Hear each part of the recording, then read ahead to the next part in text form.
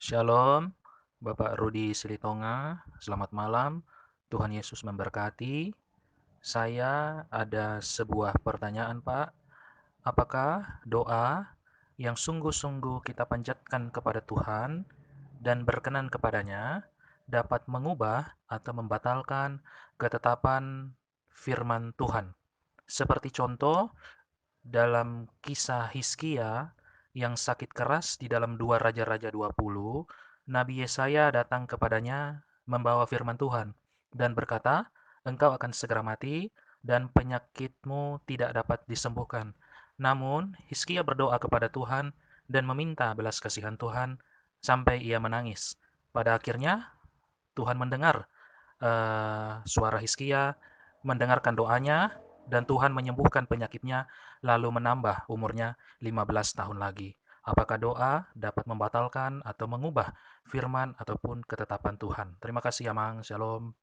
Ya, selamat malam Saldi. Untuk pertanyaan yang cukup jeli, memperhatikan ayat-ayat firman Tuhan yang sulit untuk dijawab kalau kita tidak membaca teliti ayat-ayat tersebut. Prinsipnya, rancangan ketetapan Tuhan tidak bisa diubah oleh siapapun dengan cara apapun. Namun kita harus tahu Tuhan kita adalah Tuhan yang dinamis, bukan yang mekanis. Artinya, ketetapan Tuhan dalam hal apa saja yang tidak berubah.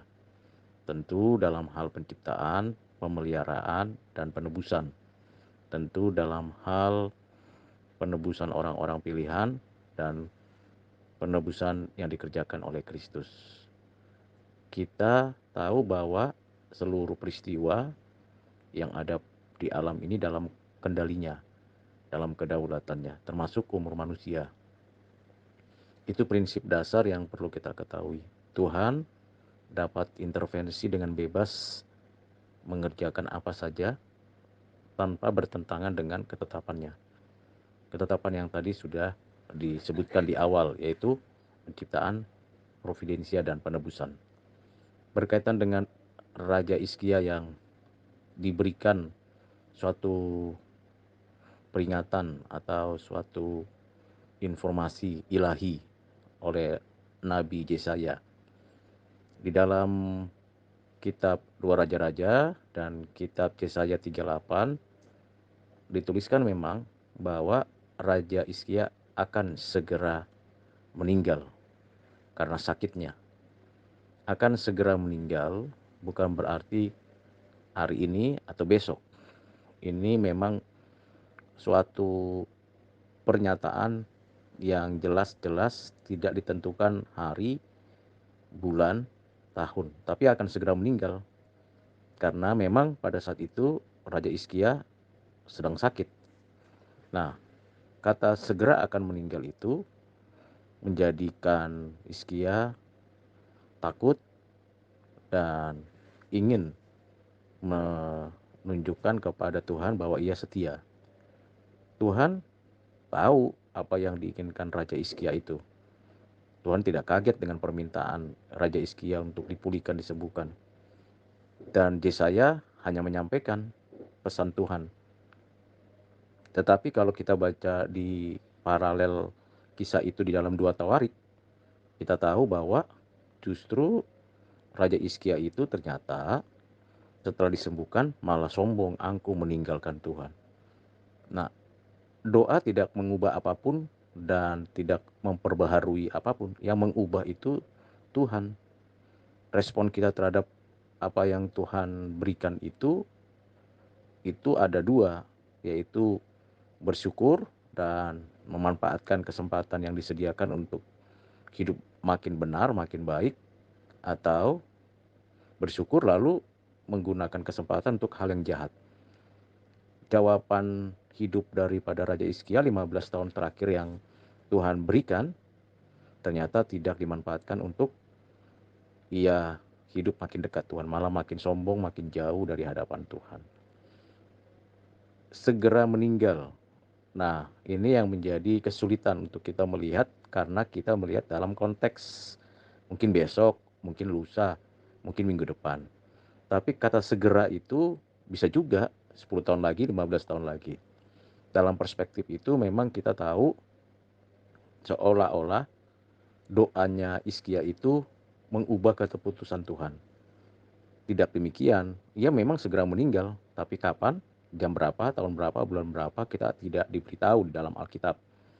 Namun kata segera meninggal itu mengapa disampaikan Tuhan? Untuk pertama menguji iman Hizkia, bergantung bersandar tidak kepada Tuhan. Dan kata segera juga untuk memberikan kesiapan hati daripada Raja Hizkia dan keluarganya untuk boleh hidup makin dekat Tuhan. Ternyata setelah disembuhkan Tuhan, ia makin jauh dari hadapan Tuhan dan berlaku sombong dan angkuh. Lalu bagaimana dengan doa itu? Apakah seolah-olah Hizkia yang nangis, meratap, meminta mohon perpanjangan umur, berarti Tuhan tergugah hatinya? Dari sisi kita sebagai manusia yang dengan konteks sejarah kita, ya kita melihat, oh iya, Tuhan menjawab doaku, menyembuhkanku, dan aku boleh pulih kembali. Dan artinya Tuhan mendengar. Ya, benar, Tuhan mendengar doa-doa kita. Tetapi apakah itu mengubah bahwa segera akan meninggal itu diubah? Jawabannya tidak, karena di hadapan Tuhan semua present. Nah, ini yang menjadi kesulitan yang kedua. Kalau di hadapan semua itu present, maka kata segera itu konteksnya kita. Tapi di hadapan Tuhan semuanya sedang terjadi atau present. Yang berikutnya adalah memang ini juga ada pada kasus misalnya doa daripada yang dinyatakan Tuhan berkaitan dengan Yunus di kota Niniwe. Tuhan mengatakan, aku akan menghancurkan kota Niniwe kalau tidak bertaubat. Yunus melarikan diri dan ditarik Tuhan kembali dengan cara yang ajaib, menggunakan ikan, dan akhirnya Yunus pergi ke kota Niniwe. Bertobatlah mereka semua, dari raja sampai yang paling bawah, untuk tidak melakukan kejahatan. Tapi apakah kota itu tetap tidak dihukum Tuhan? 100 tahun kemudian setelah peristiwa itu, kota itu hancur lenyap, dihukum Tuhan karena apa? Karena melakukan kejahatan. Ditundanya penghukuman pada satu generasi, 2 generasi atau 3 generasi, itu untuk menguji apakah orang-orang di kota Niniwe itu bertobat atau tidak. Bagaimana dengan sikap Yunus? Yunus merasa bahwa Tuhan memang adalah Tuhan yang berbelas kasihan. Benar, Tuhan yang memberikan pengampunan dan memberikan uh, kesempatan bagi orang yang mau bertobat. Benar, itu pernyataan iman yang benar. Tapi Yunus tidak mau, karena Yunus tahu bahwa orang Niniwe itu bukan orang Israel. Karena ia pikir hanya Tuhan Israel saja yang perlu disembah dan hanya orang Israel saja yang diselamatkan Tuhan. Ternyata Tuhan yang disembah oleh Yunus adalah Tuhan semesta alam, termasuk Tuhan yang berdaulat atas kota Niniwe. Nah, dari pengertian itu Yunus menyadari, mengetahui bahwa Tuhan bukan hanya Tuhan orang Israel, bukan Tuhan lokal atau Tuhan satu bangsa, tapi Tuhan semesta alam, Tuhan segala bangsa yang berdaulat sepenuhnya. Nah, ini pengajaran bagi kita, sekaligus juga berkaitan dengan doa.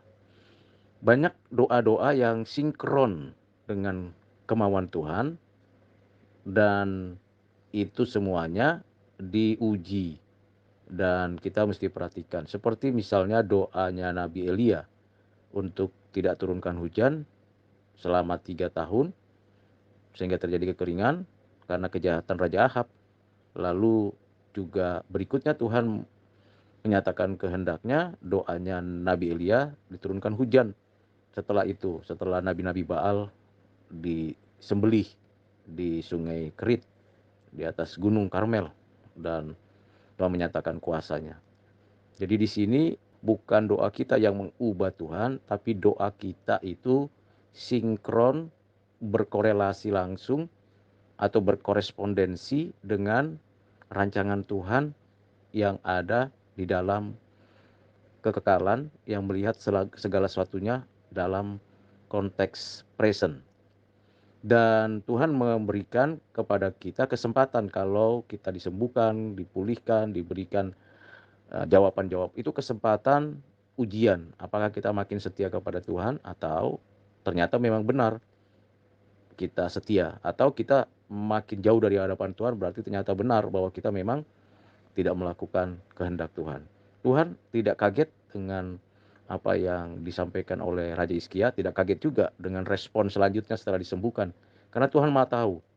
Jadi ini bagi kita yang belajar pada teks itu, tentu kita akhirnya sadar jangan menguji atau mencobai Tuhan dengan doa-doa sembarangan, lalu kita minta tanda, minta mujizat, minta kesembuhan. Ketika kita mendapatkannya, lalu Tuhan menyaksikannya kehidupan kita, ternyata kita tidak menaati kehendak Tuhan. Nah, ini berarti doa kita itu doa yang hanya berpusatkan pada diri, bukan berpusatkan kepada Allah yang hidup, yang mengatur kehidupan kita.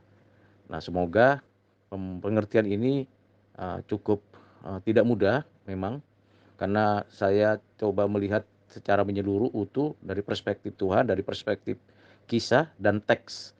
Karena di dalam teks itu tidak ada kata besok ya, hari ini ya, atau minggu depan segera. Kata segera itu sangat sering digunakan oleh Tuhan ketika ia mengatakan janji-janjinya. Segera akan datang penebus, berapa tahun lagi baru datang. Akan kuutus segera Mesias, berapa ratus tahun lagi baru datang Mesias. Nah, itu yang harus kita pahami dalam konstruksi pembacaan teks. Terima kasih, Tuhan Yesus memberkati Saldi dan saudara-saudara seiman yang mendengarkannya. Amin.